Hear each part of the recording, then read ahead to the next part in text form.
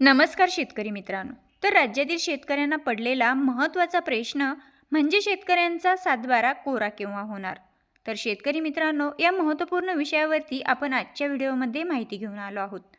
शेतकऱ्यांनो, आता राज्यातील शेतकऱ्यांना या 7 वर्षांमध्ये दोनदा कर्जमाफी झाली.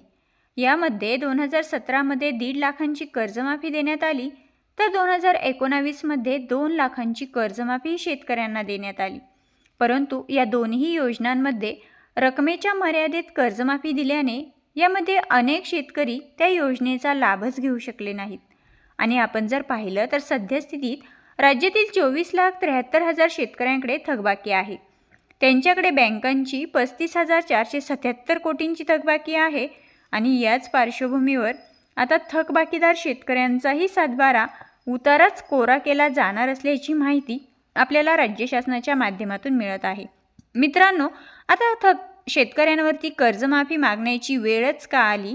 त्यामध्ये अतिवृष्टी असेल, महापूर असेल, नापिकी असेल, कांदा, सोयाबीन, तूर, फळे, भाजीपाल्यांनाही योग्य दर मिळत नाही आणि यामुळे शेतकऱ्यांना खरं तर उदरनिर्वाहाचा प्रश्न निर्माण झाला. राज्यात दररोज आपण जर पाहिलं तर कितीतरी आत्महत्या शेतकरी बांधव करतात. असे आपण जर पाहिलं तर मदत व पुनर्वसन विभागाकडील आकडेवारीनुसार नाशिक असेल, अमरावती असेल, छत्रपती संभाजीनगर असेल, नागपूर विभाग असेल, या विभागांमध्ये सर्वाधिक प्रमाण जर पाहिलं तर आत्महत्येचं असेल. तर या पार्श्वभूमीवर शेतकऱ्यांना नियमित कर्ज भरता यावे, बँकांची थकबाकी वाढण्याचे कारण काय, आता कर्जमाफी कशा पद्धतीने करता येईल, अशा बाबींवर समितीचा अभ्यास सुरू आहे. आता ही समिती एप्रिलपर्यंत राज्य सरकारला अहवाल सादर करणार आहे. त्यानंतर राज्य सरकारकडून संपूर्ण कर्जमाफीची घोषणा होईल.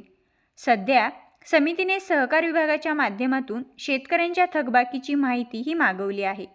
आता शेतकरी मित्रांनो, आपण जर पाहिलं तर राज्यातील शेतकऱ्यांना संपूर्ण कर्जमाफी मिळणार असून सहकार खात्यामार्फत जिल्हानिहाय माहितीही मागवली आहे. तर प्रवीणसिंह परदेशी यांच्या अध्यक्षतेखाली अभ्यास समिती नेमली असून एप्रिल महिन्याच्या पहिल्या आठवड्यात समितीचा अहवाल हा सरकारला सादर होईल. त्यानंतर मुख्यमंत्री व उपमुख्यमंत्र्यांच्या नेतृत्वात राज्य सरकार 30 जूनपूर्वी शेतकऱ्यांना कर्जमाफी करणार अशी माहिती समोर येत आहे. तर शेतकरी मित्रांनो, आता राज्य सरकारने राष्ट्रीयकृत बँका असतील, जिल्हा मध्यवर्ती बँका असतील यांना आदेशही दिलेले आहेत की जे मार्च 2024 तर मार्च 2025 पर्यंतच्या थकबाकीदार शेतकरी बांधव आहेत, तर यांचा डाटा गोळा करण्याचं काम सुरू झालेलं आहे. आता यामध्ये राष्ट्रीयकृत बँका असतील किंवा जिल्हा मध्यवर्ती बँका असतील यांच्याकडनं डाटा गोळा करून ही माहिती राज्य सरकारला दिली जाईल आणि त्यानंतर शेतकरी बांधवांना कर्जमाफी कशा पद्धतीने द्यायची ते ठरवलं जाईल. आता मित्रांनो, शेतकऱ्यांना पडलेला महत्त्वाचा प्रश्न म्हणजे रेग्युलर शेतकरी बांधवांचं काय, म्हणजे रेग्युलर शेतकरी बांधवांना कर्जमाफी मिळणार की त्यांना कोणत्या पद्धतीचा लाभ दिला जाणार, हा प्रश्न जास्तीत जास्त शेतकरी बांधव विचारत आहे. तर शेतकरी मित्रांनो, आतापर्यंत ज्या 2 कर्जमाफी झाल्या यामध्ये 2017 असेल किंवा 2019ची कर्जमाफी योजना असेल, तर या दोन्ही कर्जमाफी योजनेमध्ये फक्त थकीत शेतकरी बांधवांचीच कर्जमाफी झालेली आपल्याला पाहायला भेटते. मग मित्रांनो, आता जे शेतकरी बांधव थकीत नाही, म्हणजे जे शेतकरी बांधव रेग्युलर आहेत, अशा शेतकरी बांधवांना त्या दोन्हीही कर्जमाफी योजनेमध्ये अनुदान, विशिष्ट स्वरूपाचं अनुदान म्हणजेच निविष्ठा पद्धतीचं अनुदान हे देण्यात आलं. यामध्ये हेक्टरी 25,000 रुपये, तर काहींना 30,000 रुपये, तर काहींना 50,000 रुपयेही घोषित करण्यात आले होते. परंतु ज्यावेळेस प्रत्यक्षात शेतकऱ्यांच्या खात्यामध्ये पैसे जमा करण्याची वेळ आली, त्यावेळेस अनेक शेतकरी बांधवांचं असंच मत आहे की त्यांना या अनुदानाचा लाभ हा भेटलाच नाही. त्यामुळे शेतकरी मित्रांनो, 2025मध्ये जी कर्जमाफी होणार आहे यामध्ये रेग्युलर शेतकऱ्यांसाठी नक्की काय अनुदान असेल हे अद्याप मात्र कुठल्याही प्रकारची याबद्दलची घोषणा करण्यात आलेली नाही.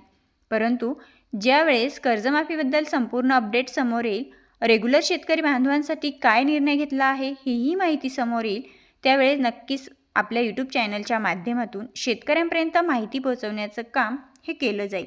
मित्रांनो, तुम्हाला काय वाटतंय, रेग्युलर शेतकऱ्यांसाठी सरकारने काय योजना आखल्या पाहिजेत हे कमेंट्समध्ये तुमचं मत नक्कीच नोंदवा.